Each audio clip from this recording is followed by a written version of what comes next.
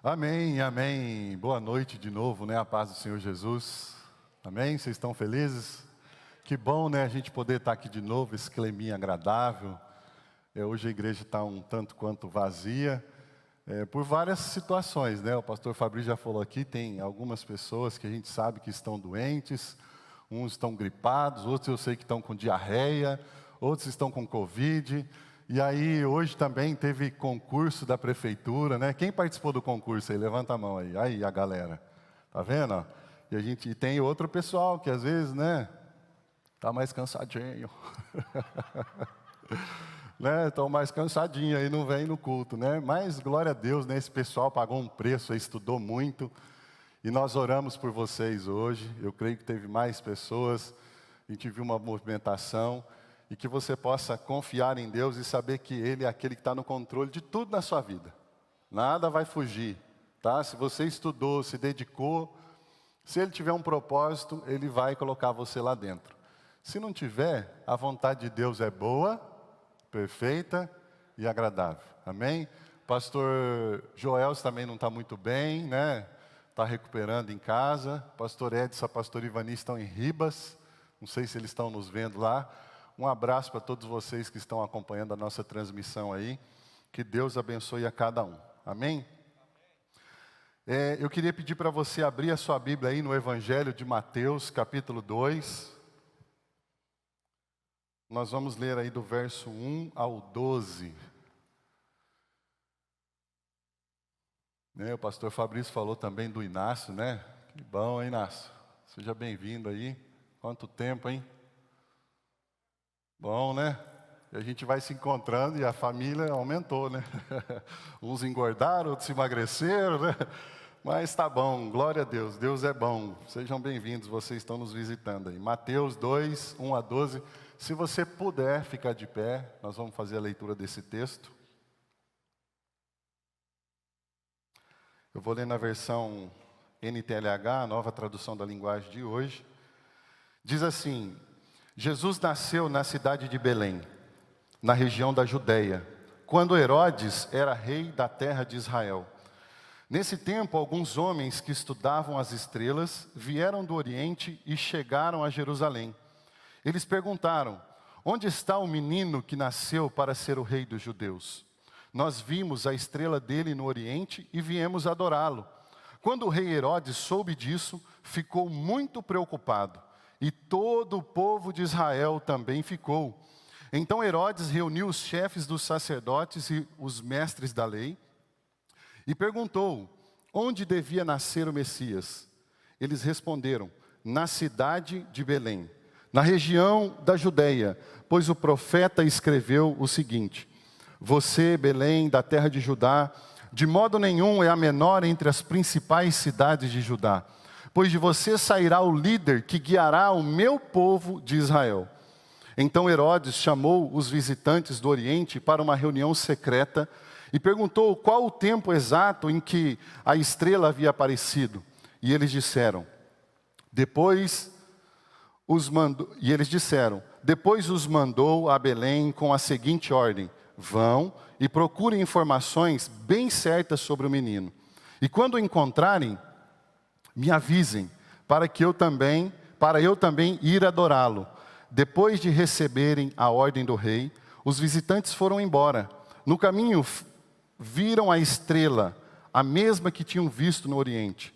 Ela foi adiante deles e parou acima do lugar onde o menino estava. Quando viram a estrela, eles ficaram muito alegres e felizes.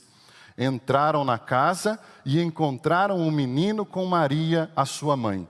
Então se ajoelharam diante dele e o adoraram. Depois abriram os seus cofres e lhe ofereceram presentes: ouro, incenso e mirra.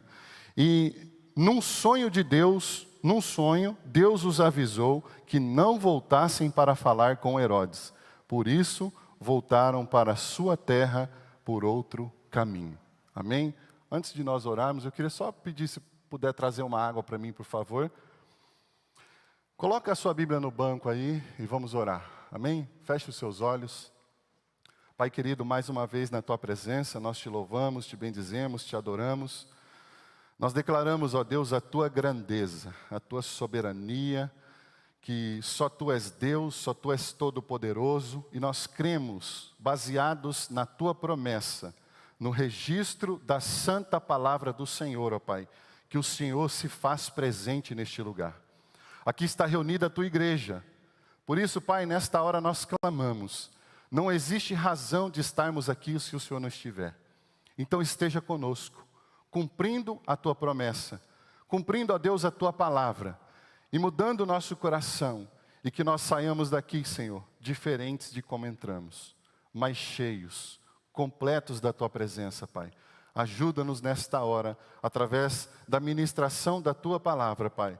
Assim nós oramos, te louvamos e te bendizemos, em nome de Jesus. Amém. Amém. Pode sentar. Irmãos, o tema dessa mensagem é arrancando as cercas. E talvez você possa ser levado a um questionamento, não só agora ou no final da mensagem, por que arrancando as cercas? Poderia ser arrancando os muros, né? Não poderia ser outra coisa? Mas você vai entender o porquê eu usei esse termo cerca aqui. Sabe, a princípio, esse termo cerca é algo que nos permite ver o que está do outro lado. E não é apenas algo que nos permite ver o que está do outro lado, mas ele também indica, esse termo, um certo limite. Quando se há uma propriedade e é colocada naquela propriedade uma cerca, aquela cerca indica um limite. Obrigado, viu? Você é benção, hein? Aquela cerca indica um limite. E mais ainda, talvez, indica uma divisão de uma propriedade, indica um ponto onde alguém pode chegar no máximo até ali. E o outro alguém que está do outro lado também pode chegar no máximo até ali. Ou seja, ela também indica separação. E vocês vão entender que eu vou falar sobre algo aqui nessa noite, e eu preciso que você abra o seu coração. A palavra de Deus, ela toda tem uma urgência extrema para os nossos dias, em todo o tempo, em toda a história. E a palavra de Deus, ela é para nós nesse momento de extrema urgência. E para a vida de cada um de vocês, de maneira individual, ela tem nesta noite, como todos os finais de semana, mas talvez hoje com uma ênfase um pouco mais urgente, para que nós devamos abrir o nosso coração e entender a respeito dos perigos das cercas que nós temos na nossa vida cristã. Eu quero falar um pouquinho sobre isso hoje. E antes de entrar nesse texto, depois eu vou ler outro texto aqui, e nós vamos fazer um paralelo. Eu quero compartilhar com vocês que esses dias atrás a gente trocou um computador aqui na igreja. E eu estava ali mexendo nele, fazendo aquele limpa, de arquivos, jogando fora o que é antigo, que já não usa mais, que está ali só ocupando espaço. E eu nessa navegada ali dentro desses arquivos, eu comecei a achar umas fotos um pouco mais antigas aqui da igreja. Não tão antigas assim, de 3 anos, 4 anos atrás. E aquilo me chamou a atenção. Eu particularmente gosto de ficar, de vez em quando, tirar um tempo para olhar fotos, as próprias fotos da minha família. Eu entro lá nos aplicativos, entro em tal data para ver as fotos. E eu comecei a olhar aquelas fotos ali, gente. E eu comecei a ver algo que sempre aconteceu na história. Naquelas fotos estavam pessoas que muitas delas não estão aqui mais hoje. Várias e várias e várias pessoas. Fotos de chegada do encontro, fotos de batismo, fotos de entrega de certificados de liderança, fotos de eventos, de dança, de teatro que apareceram aqui.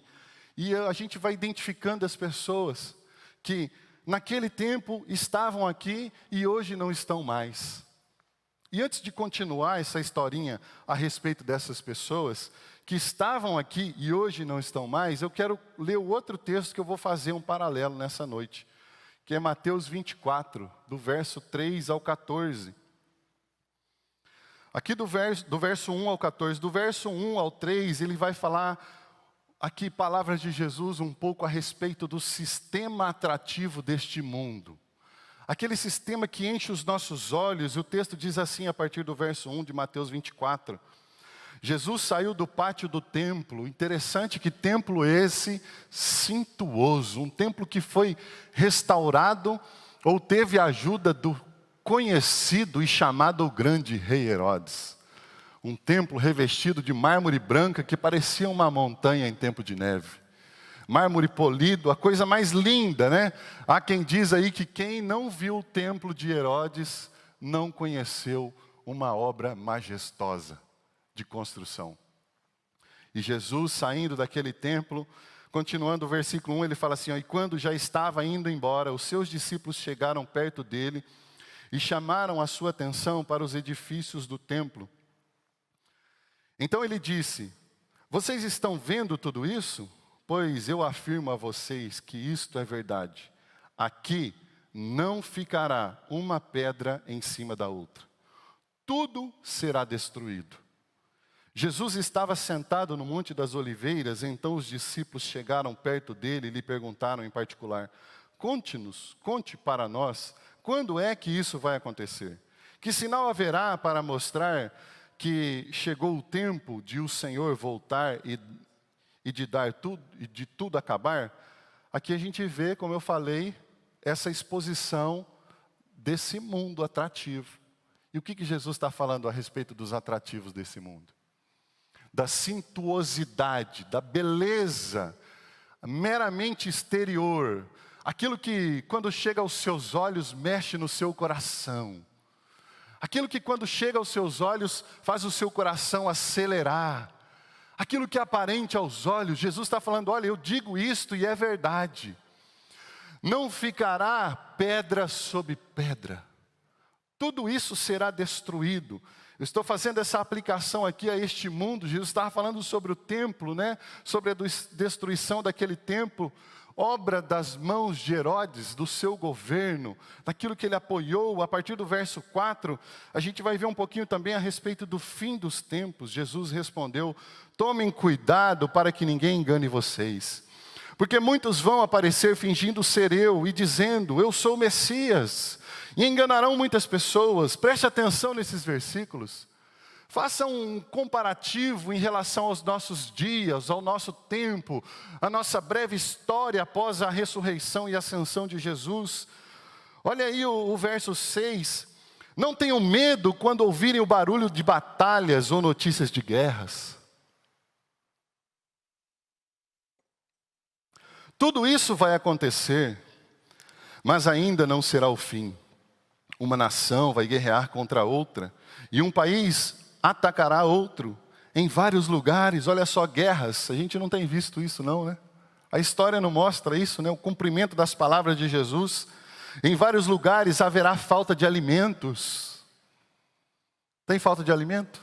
Vocês acham que tem gente morrendo de fome no mundo? A fome é uma das coisas que mais mata no mundo. A palavra de Jesus se cumprindo, e tremores de terra. Até no Brasil, esses dias atrás, teve tremor de terra. E ele continua dizendo, essas coisas serão como as primeiras dores de parto. Depois vocês serão presos. Misericórdia, pastor. Depois vocês serão presos e entregues para serem maltratados. E vocês serão mortos. Todos os odiarão por serem meus seguidores. Está acontecendo isso? Tem país aí que cristão é morto em público. Existe uma perseguição explícita. Ou em outros países uma perseguição mais velada. E a gente vê em tudo o cumprimento da palavra do Senhor. Agora, atente os seus olhos aí a partir do verso 10. Nessa época, muitos vão abandonar a sua fé. E vão trair e odiar uns aos outros. Então muitos falsos profetas aparecerão e enganarão muita gente. A maldade vai se espalhar tanto que o amor de muitos se esfriará. Mas quem ficar firme até o fim será salvo. Me diga se a palavra de Deus não está se cumprindo. Eu estudando no seminário entendi e aprendi que quando a palavra de Deus fala a respeito dos finais dos tempos, o final dos tempos inicia a partir do momento que Jesus morre e é assunto aos céus, dali começa o final dos tempos. Deus não trabalha no âmbito de tempo que a gente trabalha. Então toda a história desses dias para cá, nós vivemos os finais dos tempos. E nós vemos nesse breve período aí de mais de 2000 anos, tudo isso acontecendo e a tendência, gente, é piorar. Por que então, pastor, da urgência dessa palavra? Eu preciso que você entenda nessa noite, em nome de Jesus,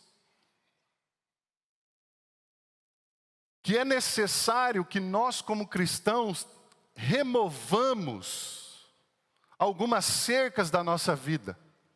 Algumas cercas que nos atrapalham. Algumas cercas que, se nós não abandonarmos elas nos levarão a um esfriamento espiritual. E esse versículo que eu li, o versículo 12, é de extrema urgência para a igreja. Aquilo que o pastor Fabrício falou há 2 semanas atrás aqui, e isso está muito patente aos olhos e aos ouvidos da igreja. Aquele que tem ouvidos, ouça o que o Espírito diz à igreja. E não existe nada mais evidente no meio da igreja nos últimos dias do que o esfriamento espiritual. As pessoas entram dentro dos cultos e entram frias e saem geladas. E eu não falo apenas de manifestações visuais, mas eu falo de algo do interior, do caráter espiritual, vivo dentro de nós. Quando a palavra de Deus fala a respeito do Espírito de Deus, vivificar o nosso espírito, está dizendo nada mais, nada menos que nosso espírito receber vida do Espírito de Deus. E nós, muitas vezes, por causa das cercas que nós impusemos na nossa história cristã, que nós determinamos, nós chegamos e como que um GPS espiritual e decretamos, aqui deve ser colocada, posta uma cerca. O Espírito Santo não passa dali. Então nós não damos espaço para ele entrar em algumas áreas da nossa vida, e isso vai nos esfriando. E o esfriamento vai batendo, e quando você menos espera, você vai fazer parte do grupo das pessoas que um dia estavam dentro da igreja. E quando eu olho aquelas fotos, eu não falo de pessoas que saíram e foram para outras igrejas. Eu não falo dessas pessoas. Porque às vezes as pessoas não se adaptam. Elas não entendem muito bem a visão, não concordam com a visão, mas elas continuam cristãs. Elas continuam servos e servas, filhos e filhas, mas vão ter comunhão e cultuar ao Senhor em outro lugar. O que eu estou falando é do grupo de pessoas que experimentou o esfriamento espiritual e se afastaram de Jesus e caminham para longe de Deus. Isso deve ser um motivo de extrema urgência e grande alerta para cada um de nós. Nós precisamos lutar contra uma vida cristã meramente aparente. Eu luto com isso. Como pastor, sabe, às vezes a gente está aqui envolvido, né, e tem que resolver. Hoje mesmo eu cheguei, gente, um tanto de coisa. E tem que ir lá e resolve isso, você lembra, vai fazer outra, vai não sei o quê, vai não sei o quê, vai não sei o quê. E isso às vezes me preocupa, sabe? Porque eu preciso manter a minha vida diante de Deus. E uma coisa que a gente precisa refletir, eu vou pedir para a Débora pôr aí a parte de alguns trechos de músicas. Sabe, às vezes isso acontece a gente dentro da igreja. É lógico, nós estamos dentro da igreja. E como foi dito também aqui há poucos dias, hoje em dia o diabo não quer tirar mais você da igreja. Ele quer manter você aqui dentro e desviado aqui dentro. Morto espiritual aqui dentro. A ponto de nós estarmos aqui dentro como homens e mulheres que cantam mentiras. Adoradores mentirosos. Homens e mulheres que fazem com que a palavra do próprio Deus se cumpram, quando Ele diz: esse povo me honra apenas com os seus lábios, mas o seu coração está o quê? Longe de mim. Olha o que diz esses trechos dessas músicas aí. Eu quero deixar muito bem claro que esses cantores são bênção. Né? Essa semana morreu aí uma pessoa, como diz o pastor Fabrício, que foi uma bênção para a igreja, para a história da igreja, com as suas canções, a Ludmila Feber. Eu não tenho nada contra essas pessoas, mas a palavra de Deus é contra nós hoje, como cristãos que cantam mentiras. Olha só o que diz essa música do Fernandinho. Tudo entregarei. Que coisa linda, gente. O Espírito Santo, através somente dessas poucas letras aqui, que muitos de nós já cantamos, vai falar com você aí.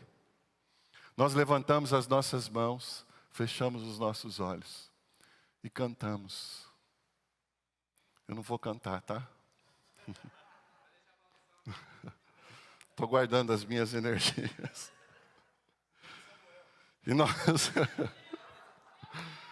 E nós cantamos, né? Tudo entregarei. Tudo entregarei. Sim, por ti, Jesus. Tudo entregarei. Nós cantamos: Jesus, por ti eu viverei. Nunca me envergonharei. Meu ser e todo o meu louvor. Teu, tudo é teu. Essa eu gosto. Eu me rasgo. Você rasga nada. Rasga nada.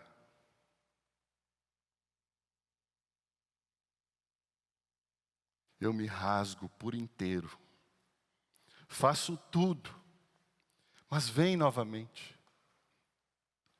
Quem dera essas canções fossem uma verdade na nossa vida. Esse é o tempo em que o Senhor quer nos despertar. Amém? O Espírito Santo está aqui para fazer com que essas canções sejam uma verdade para mim e para você. Eu mergulho na mirra ardente, mas peço que tua presença aumente. Será? Tem uma outra canção, né, que nós aprendemos lá em Araçatuba, no Emifai. O louvor cantou aqui. Como é que é? Do seu jeito é melhor, fala a música. Aí o pastor Fabrício inventou uma nova. Do meu jeito é melhor. A gente ri, mas é triste. E às vezes nós somos tão cara de pau que nós estamos cantando isso claramente com as nossas ações. Senhor, do meu jeito é melhor. Eu quero fazer uma pergunta para você. Até onde você está disposto a ir com ou por Jesus? Eu quero que você comece a olhar para a história da sua vida cristã. Até que ponto vai a sua obediência, a sua submissão, a sua renúncia? Eu faço um questionamento urgente para você nessa noite, meu querido. Um questionamento que deve fazer com que você reflita e faça uma autoanálise, a fim de que você corrija o curso da sua caminhada cristã. Hoje, é urgente, é como luzes piscando e fitas zebradas e sirenes gritando nos seus ouvidos espirituais. O Espírito Santo está aí agora no seu ouvido gritando. Aquele que tem ouvido, ouça o que o Espírito diz à igreja. Qual é, meu querido, minha querida, o limite da sua adoração? Qual é o limite da sua devoção a Deus? Qual é o limite? Onde foi que você estabeleceu uma cerca que limita a sua progressão espiritual, que limita o seu crescimento espiritual? Porque a palavra de Deus diz que nós devemos crescer e continuar crescendo e conhecendo o Senhor. A palavra de Deus diz que nós devemos desenvolver a nossa salvação em Cristo. Se o alvo de Cristo, teoricamente, humanamente é inalcançável, nós nunca temos tempo para parar. Amém? Nunca temos tempo para parar. Até onde vai a sua obediência, a sua submissão e a sua renúncia? Porque deixa eu te dizer uma coisa. A verdadeira vida de adoração está intimamente ligada a uma vida de obediência, de renúncia e de adoração. Não existe vida cristã desconectada disto. Às vezes a gente coloca limites, essas cercas, na nossa vida espiritual. E esta noite, meu querido, é uma noite de arrancar as cercas. O Espírito Santo não vai fazer o que você e eu temos que fazer. Ele está na beira da cerca e dizendo para você nesta noite: arranque a cerca da sua vida. Sabe, talvez a cerca da sua vida seja o seu tempo. Você estabeleceu um limite de tempo para você dar para Deus. Não, uma vez por semana está bom. Não, um culto só por mês está bom. Se eu fosse só na ceia já está bom. Eu não tenho mais tempo para Deus. Talvez a sua cerca seja a sua vida profissional. E você não consegue ter um bom senso, um equilíbrio, uma sabedoria do alto para você dimensionar o tempo que você deve dedicar à sua vida profissional e ao mesmo tempo à sua vida espiritual.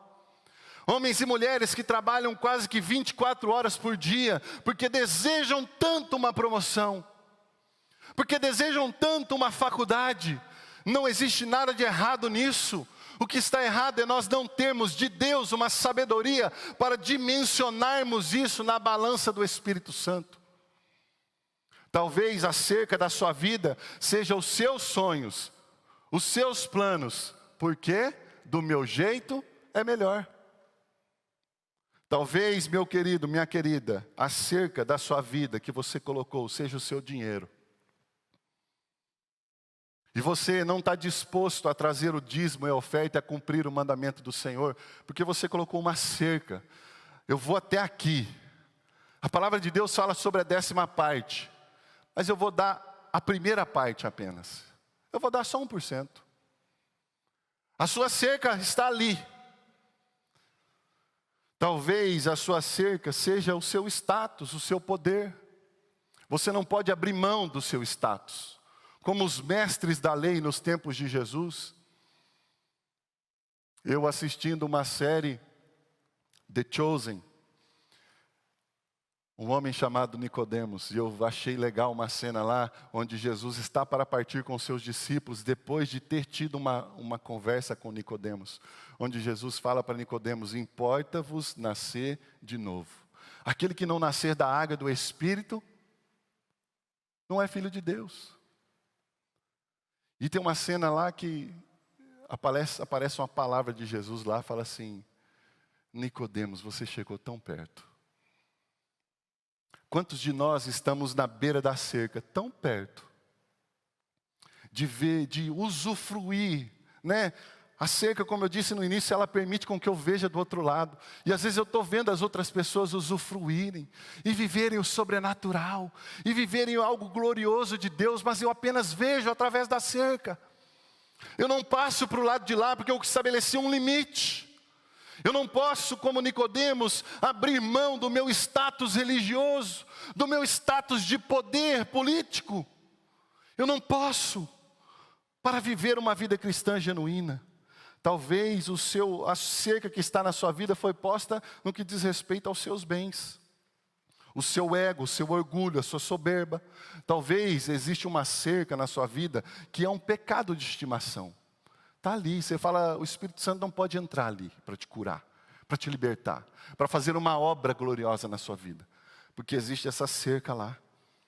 Talvez a cerca na vida de muitos tenha sido o coronavírus. E eu não estou falando daquelas pessoas que se contaminaram com o vírus e ficaram de fato doentes e não puderam vir à igreja. Eu estou falando porque muitas pessoas que vinham na igreja antes de vir o coronavírus não ficaram doentes, ou se ficaram, ficaram com sintomas leves, simplesmente abandonaram o Evangelho. É a recompensa do esfriamento espiritual. São as cercas que a gente coloca na nossa vida. O Espírito Santo está dizendo para nós hoje, algumas pessoas colocaram o Covid como uma cerca. E agora parece que está começando de novo, né? Mas isso foi apenas um saco de gelo em cima de uma fé morna.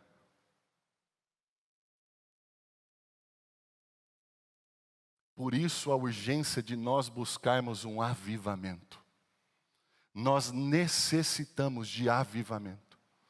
Avivamento envolve renúncia, obediência, envolve arrependimento, mudança de curso. Avivamento constante a cada manhã na nossa vida. Nós precisamos de uma gordura espiritual. E a gordura espiritual, meu querido, minha querida, não é aquela gordura do urso polar lá não. A gordura espiritual é nós vivermos a experiência do maná diário sendo colocado de Deus na nossa mesa. Porque o maná diário de Deus, né, lá no Antigo Testamento, Deus enviava o maná e falava, não precisa guardar. Porque vocês estão no propósito e eu vou sustentar vocês. Essa é a gordura de Deus. A gordura de Deus para nós é em todo tempo andarmos na dependência e conectados intimamente com Ele. Através de uma vida de devoção, de meditação, de leitura da palavra, uma vida de culto, de adoração, de oração. E olhando então para aquelas fotos, nós nos perguntamos, quantas dessas pessoas foram engolidas por tudo isso? Foram engolidas porque na vida cristã colocaram limites para Jesus. Quantos de nós temos colocado esses limites? Ou algum deles até colocaram Jesus num cercadinho. E todo dia, ou uma vez por mês, eles iam lá visitar Jesus no cercadinho da sua vida. Essa cerca impõe limitação para Deus agir na nossa vida. Deus pode todas essas coisas, Ele pode fazer o que Ele quiser, mas Ele estabeleceu princípios e nos deu liberdade. Certo pastor disse uma vez que a liberdade que Cristo nos dá, ela é tão plena, tão profunda, tão genuína, que nós somos livres até mesmo para abandoná-lo. E Jesus é aquele que não vai bater o pé na sua cerca e vai arrancar a sua cerca. Entrando então nesse texto que nós lemos no início, eu quero fazer aqui um paralelo entre o que estamos vendo, ou até mesmo fazendo, vivendo, com o que esses homens, os magos, fizeram. Coloca aí para mim a biografia de Herodes. Fazendo favor, Débora. Eu vou ler rapidinho isso aqui, tá? Só para vocês verem qual era a cerca que estava estabelecida, ou que quis ser estabelecida na vida daqueles magos que foram ver o menino Jesus. Nós vemos aí a biografia de Herodes o Grande, que foi conhecido por suas grandes obras, mas muito mais por suas atrocidades. Um homem sanguinário, obstinado, que governou com mão de ferro, com mão pesada. Um homem que esmagou de maneira impiedosa todos aqueles que ele colocou na sua cabeça, que poderiam ser uma ameaça ao seu poder e ao seu governo. A biografia deste homem, Herodes o Grande, casou-se 9 meses. Vai prestando atenção aí em cada coisa, tá? Dizimou toda a família dos Macabeus até o último herdeiro. Mandou assassinar mais da metade do sinédrio, que era composto de 71 membros, com medo de que eles pudessem ser uma ameaça ao seu trono. Mandou matar 300 oficiais da corte. Casou-se com Mariana, uma mulher da nobreza, e com medo de concorrência da família dela, forjou acusações contra eles e os matou um a um. A pedido de sua sogra Alexandra, nomeou Aristóbulo, seu cunhado, como sumo sacerdote, quando este tinha apenas 17 anos. Mas, como Aristóbulo granjeou a simpatia do povo, mandou afogá-lo. Horrorizada com as crueldades de Herodes, Alexandra tentou fugir para o Egito, para o abrigo de Cleópatra. Para iludir a polícia que a vigiava, tentou simular um enterro, mas a descobriram e ela foi morta. Antes de uma viagem a Roma, temendo que sua mulher Mariana... Olha só, gente. Você reclama do seu marido? Hã? Antes de uma viagem a Roma, temendo que sua mulher Mariana o traísse, mandou matá-la. Tentou remediar o mal que estava fazendo, enviando os seus 2 netos, Alexandre e Aristóbulo, para estudar em Roma. Salomé, irmã de Herodes, disse-lhe que eles iriam dominá-lo e tomar o reino. Sem titubear, mandou estrangular os 2.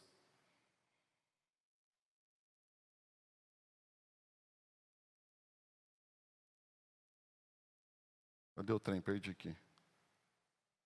César Augusto, o imperador, sabendo disso, disse: é melhor ser um porco do que ser filho de Herodes. Foi esse rei que ficou alarmado quando soube que havia nascido uma criança em Belém, destinada a reinar em Israel. Tem noção?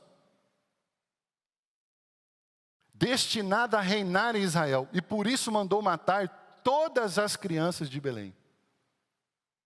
5 dias antes de morrer, presta atenção. 5 dias antes de morrer, mandou matar seu filho primogênito, Antípater, para que este não tomasse o seu trono. Percebendo que sua morte geraria alegria ao povo, fez sua irmã Salomé prometer-lhe que mataria um número de judeus distintos, que mandara prender, para que assim houvesse quem chorasse por ocasião de sua morte. A ordem não foi cumprida. Esse homem foi a cerca proposta pelo inimigo na vida dos magos. Esse texto eu tirei de um comentário bíblico do Hernandes Dias Lopes. É lógico, eu não ia dar conta de decorar tudo isso em tempo tão pequeno. Por isso eu trouxe para ler. Agora, quando imagina a cena então? Existem algumas coisas que a gente precisa falar aqui a respeito desses magos. Primeiro é que a história que a gente conhece, a história com E, ela nos contou mentiras. Não é possível dizer que eram 3, e muito menos reis. Há uma dedução. Mas a gente precisa olhar para esses homens, e o pouco que a gente sabe deles é que eram homens de certa importância, e eu vou falar um pouco sobre isso já já. E aqueles homens, quando viram aquela estrela, eles sabiam o que estava acontecendo, eram estudiosos de várias áreas, inclusive dos céus, das estrelas. E eles foram chamados diante de Herodes. E Herodes deu a eles uma ordem. Quando vocês encontrarem um menino, me digam onde ele está, para que eu possa ir adorá-lo. Vocês imaginam o que passou no coração desses magos? Vocês acham que eles tiveram medo? Você acha que houve uma certa incerteza? Eu quero dizer para você que às vezes quando a gente está caminhando no propósito de Deus, o diabo vai levantar cercas como Herodes na nossa vida. Extremamente ameaçadoras, que podem chegar ao ponto de tirar a sua vida. E como nós vamos reagir? E aqui eu quero fazer uma breve reflexão para já encerrar. Calma aí, tá, louvor? Só um minutinho. Como diz o Luciano Subirá, fala isso para parecer que está acabando, né? Então, olha só, vamos pensar no exemplo desses homens e fazer um paralelo a respeito do exemplo que Ele nos dão, para que a gente possa tomar isso como exemplo na nossa vida real. Primeiro, o que eles fizeram para estar com Jesus? Eles não mediram esforços, versículo 1 do capítulo 2 de Mateus. Jesus nasceu na cidade de Belém, na região da Judéia, quando Herodes era rei da terra de Israel. Nesse tempo, alguns homens que estudavam as estrelas vieram do Oriente e chegaram a Jerusalém. Gente, o que o texto está dizendo é que aqueles homens não mediram esforços para irem até onde Jesus estava. E quantos de nós, às vezes, temos posto cercas diante de nós, e essas cercas têm nos impedido de chegar até Jesus. Aqueles homens tiveram uma longa caminhada, uma longa viagem por desertos, com um calor escaldante durante o dia e um frio extremo durante a noite. Aquilo judiava daqueles homens, um percurso que durou até, segundo alguns estudiosos, não dias, nem semanas, mas alguns meses. Não é pegar daqui e falar, vou ali em Murutinga, vou ali em Bauru. É caminhada, gente. É um percurso, uma viagem da época. Aqueles homens não mediram esforços então para estar com Jesus. E quantos de nós hoje estamos diante da face do nosso Salvador e colocamos entre nós uma cerca? Quantos de nós? Aqueles homens estavam determinados. Como está a sua determinação? Nós vamos entrar agora, 1º de fevereiro, no nosso mês de oração. Sabe, talvez seja muito sugestivo para você e para mim, um mês de arrancar cercas. Um mês de mudar a rota. Um mês de arrancar aquilo que foi posto pelo homem por nós mesmos, nos impedindo que nós sejamos como esses homens determinados, que prossigamos e caminhamos em conhecer, em ter vida, intimidade com esse Deus. Às vezes nós invertemos a ordem das coisas. Aqueles homens chegaram ali para oferecer algo para Jesus e nós queremos que Jesus nos ofereça tudo. As nossas orações não são mais orações de entrega, mas são orações de apenas meras petições.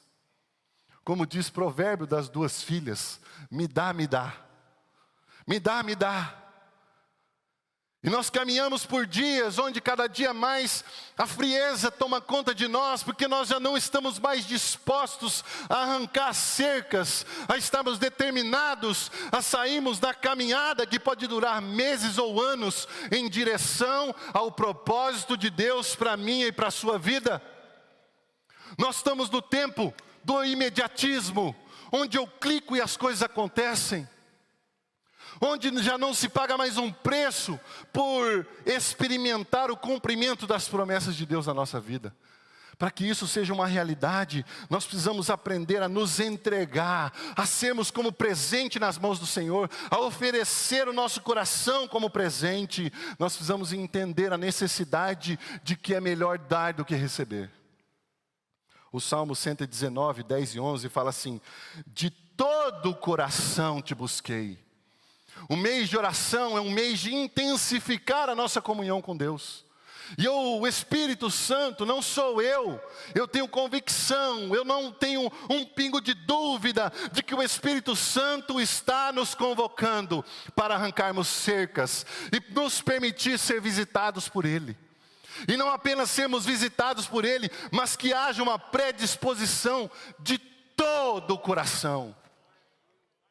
Onde nós enfrentemos as dores, as ameaças de doenças, onde nós enfrentemos chuva, ventos, choro, angústias, para podermos ter o privilégio de estarmos na santa presença dEle.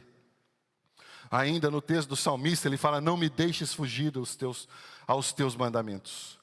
Guardo no coração as tuas palavras para não pecar contra ti.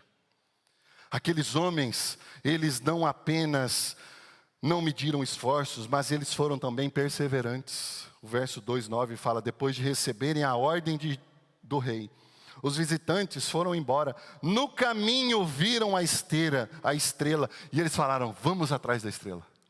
A estrela vai nos guiar.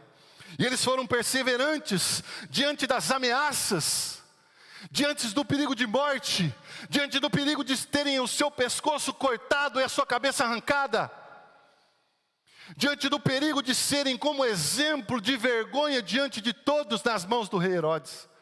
Aqueles homens preferiram obedecer à direção de Deus, ao obedecer aos homens. Como diziam os discípulos, importa-nos obedecer ao Senhor e não aos homens.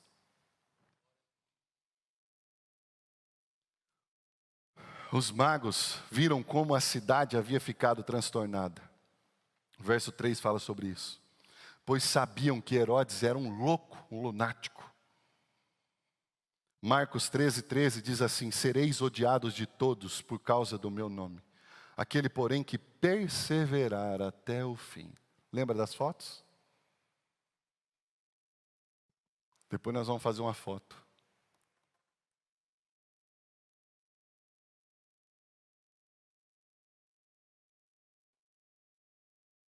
Tomara que você não saia dela. 2 Coríntios 4:16-18 fala assim: por isso nunca ficamos desanimados, mesmo que o nosso corpo vá se gastando, o nosso espírito vai se renovando dia a dia. Amém? Que essa palavra seja como uma promessa sobre a sua vida. Que você possa viver isso intensamente. Que ainda que nós estejamos aqui fisicamente sofrendo as consequências do tempo e da idade, que o nosso interior se renove a cada manhã, pelo Espírito daquele que vive para todo sempre.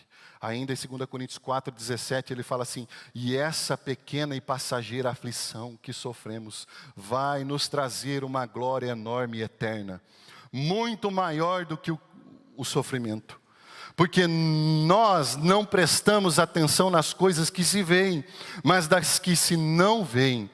Pois o que pode ser visto dura apenas um pouco, mas o que não pode ser visto dura para sempre.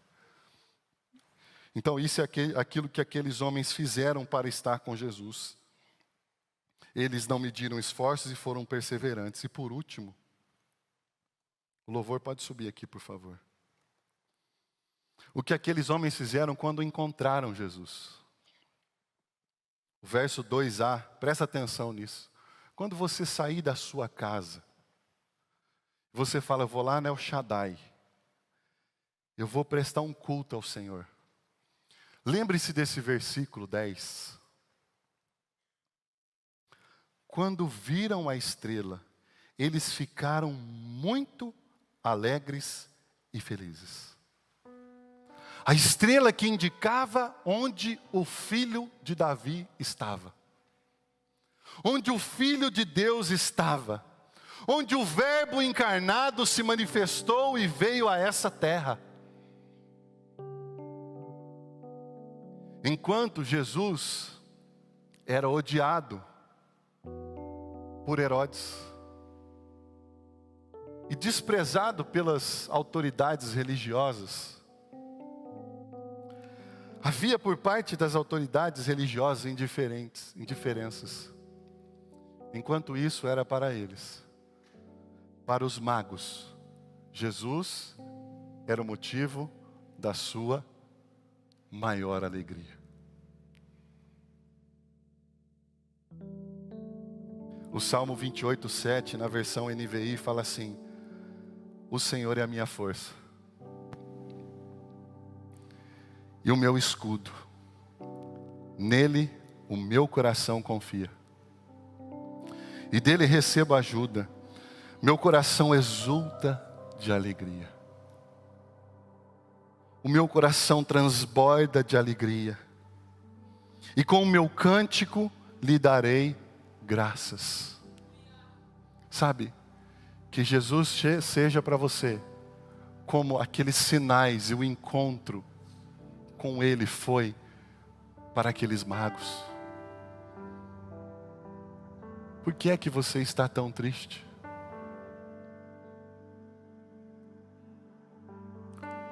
O texto de Apocalipse fala assim: por que vocês estão tão tristes? Por que vocês estão assim abatidos? Existe um que é digno de abrir o livro. O Cordeiro Santo de Deus. Aqueles homens, quando encontraram Jesus, eles se alegraram. E por último, o verso 11, a primeira parte.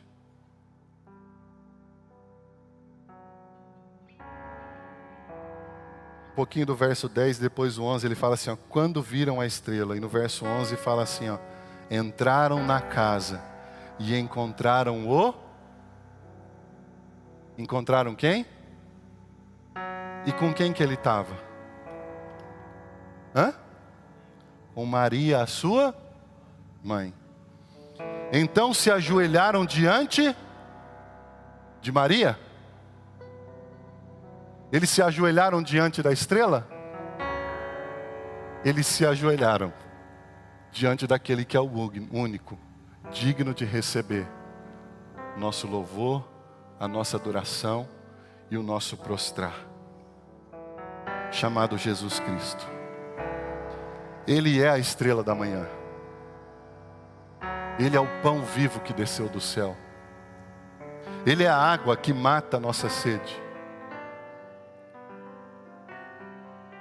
Ele é aquele que nos deu vida, que nos redimiu, que nos resgatou, que nos salvou e que está dizendo para cada um de nós hoje, arranque as cercas.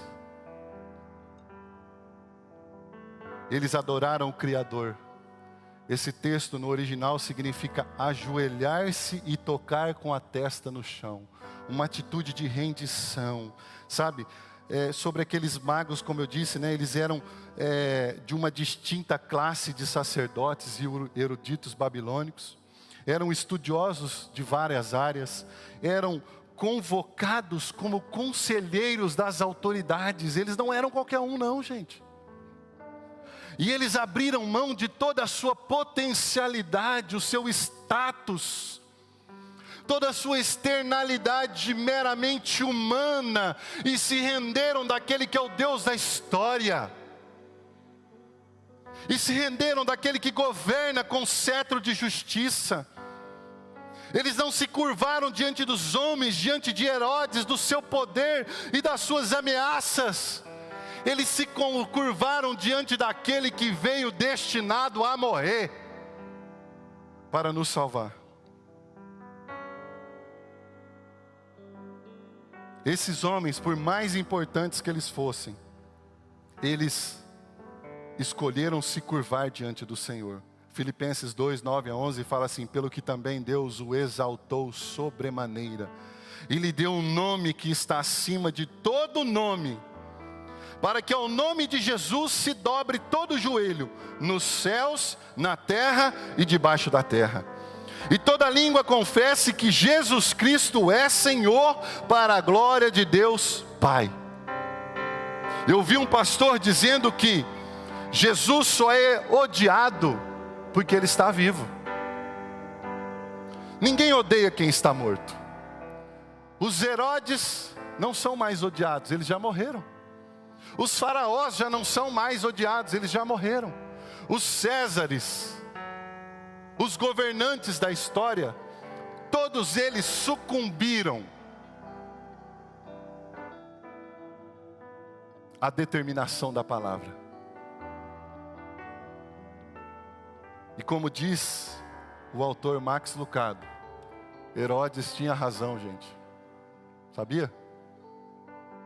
O medo de Herodes, o maior medo de Herodes, era que Jesus tomasse o seu reino. E nas entrelinhas a gente entende que a declaração de Herodes era: só há lugar para um rei. Ele estava certo. E esse se chama Jesus. Herodes morreu, o Filho de Deus está vivo. Ele é forte, Ele é todo poderoso, Ele é sustentador de todas as coisas. Sem Ele, nada do que foi feito se fez. Aqueles homens foram até ali, conforme diz o verso 11, e presentearam a Jesus. E o texto fala que eles abriram seus cofres e ofereceram presentes, ouro, incenso e mirra. Era um costume do Oriente E quando se levavam presentes, era um sinal de veneração. Quando aqueles homens levam incenso, ouro e mirra, eles estavam reconhecendo que Jesus era o Messias prometido. O ouro, gente, simboliza o presente dado a um rei. O incenso era o presente dado a uma divindade. E a mirra era o tipo de presente dado a alguém destinado à morte. E agora, para encerrar mesmo, você pode ficar de pé. Isso nos ensina algo.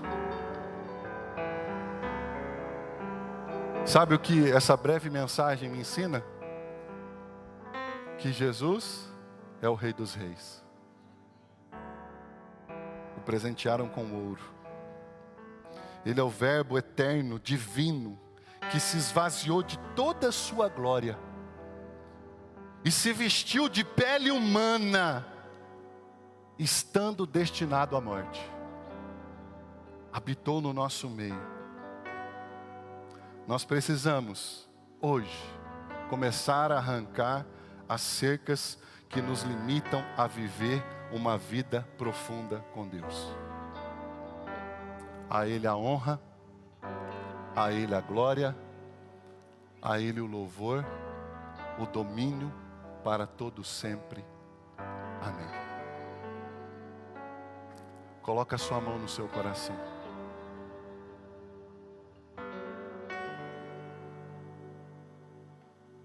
Eu não vou fazer apelo para você hoje. E eu não vou fazer apelo para você ter uma experiência. Sabe qual é a experiência? A experiência de agora não dá mais. Talvez essa palavra tenha falado muito com você. E você está esperando eu te chamar aqui na frente. Mas eu não vou te chamar aqui à frente para que você entenda que haverá um tempo em que você vai querer e não vai poder mais.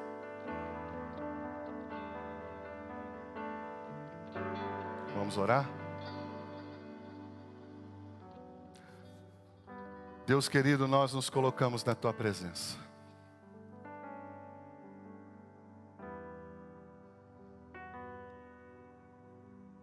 Eu quero desafiar você a fazer sua oração. Sabe, arrancar secas começa com uma decisão pessoal. Você precisa tomar a decisão de levantar de onde você está e caminhar em direção ao Senhor e arrancar todas as cercas que impedem você de chegar mais próximo dele. E isso começa com uma vida de oração. Por isso, comece a orar.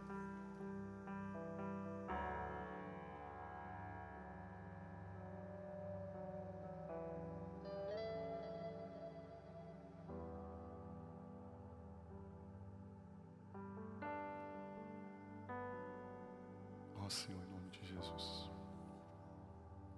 Ó Deus, tem misericórdia de nós, Senhor. Olha para cada um de nós, Senhor, nessa noite. Nós precisamos, Senhor, de um avivamento. Nós precisamos, Senhor, sermos quebrantados na Tua presença. Porque o esfriamento, Senhor, vai nos afastar de Ti, Senhor. Ó Deus, não nos permita, Senhor, vivermos distantes do Senhor, ó Pai. Que haja, Senhor, uma unção de quebrantamento sobre a minha vida, Senhor, sobre a vida desta igreja. Nós estamos aqui nesta noite, Deus, reunidos como Tua igreja, Deus. Em nome de Jesus. Se você puder ficar de joelho aí onde você está hoje. Vou pedir para você se ajoelhar. E nós vamos orar ao Senhor.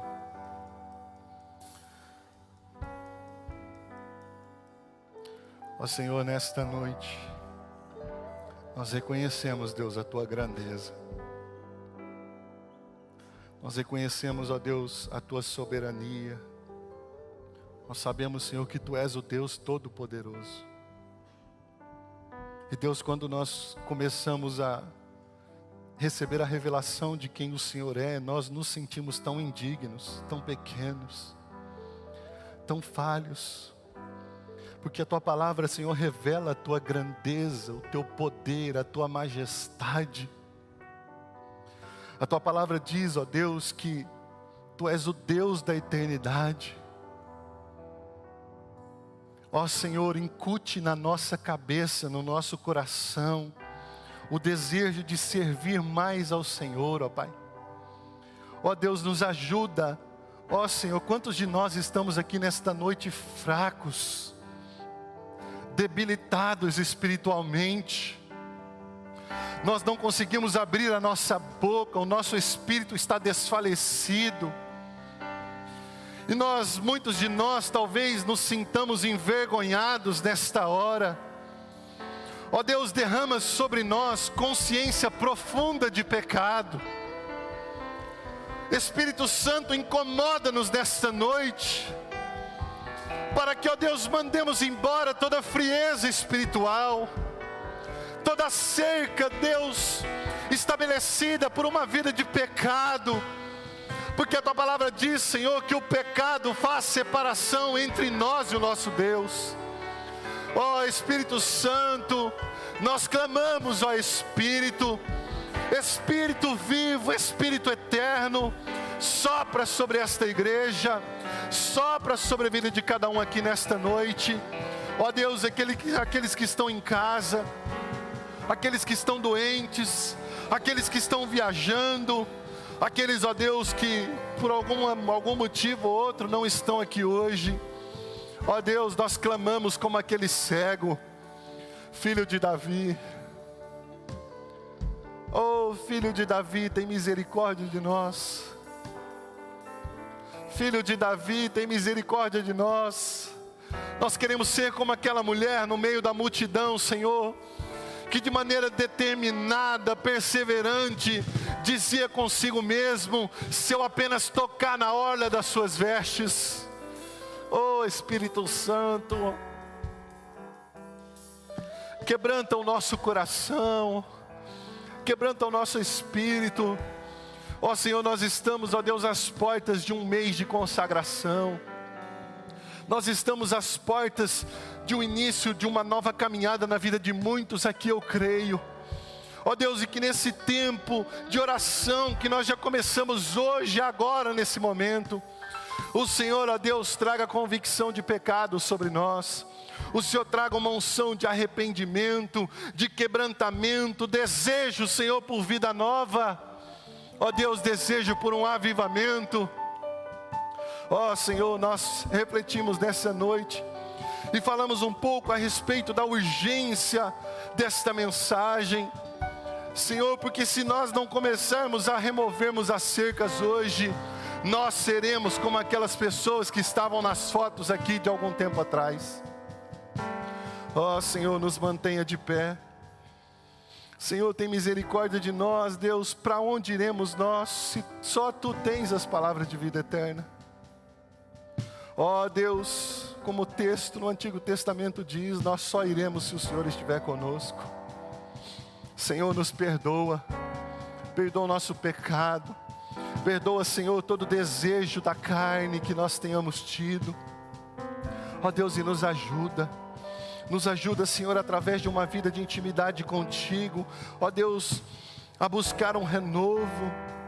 Ó Deus, que cada um de nós possamos, ó Deus, nos preocupar com a Tua palavra, quando ela diz que todo aquele que tendo posto a mão no arado, olha para trás, não é digno do Senhor, não está apto para a obra.